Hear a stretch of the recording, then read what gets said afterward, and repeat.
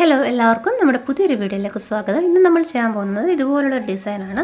ഈ പിക്ചറിൽ കാണുന്ന ഇതേ ഡിസൈനാണ് നമ്മൾ ചെയ്ത് നോക്കുന്നത്. അപ്പോൾ അത് ലീവ്സ് മാത്രമാണോ ഉള്ളത്, അതും കുറച്ച് ബീഡ്സ് വർക്കും ചെയ്തിട്ടുണ്ട്. അപ്പോൾ അതെങ്ങനെ ചെയ്യുന്നതെന്ന് നോക്കാം. അപ്പോൾ നമുക്ക് എങ്ങനെ വേണമെങ്കിലും ഡിസൈൻ കൊടുക്കാം. അപ്പോൾ ഇത് ഞാൻ ഇതുപോലെ ലീവ്സ് ഇതുപോലെ വരച്ചു കൊടുക്കുക ചെയ്യുന്നത്. നമുക്ക് ഇഷ്ടമുള്ള ഷേപ്പ് അത്രയും എണ്ണം വരച്ചു കൊടുക്കാം. ഒരു സൈഡിലായിട്ടാണ് ഇപ്പോൾ ചെയ്തേക്കുന്നത്.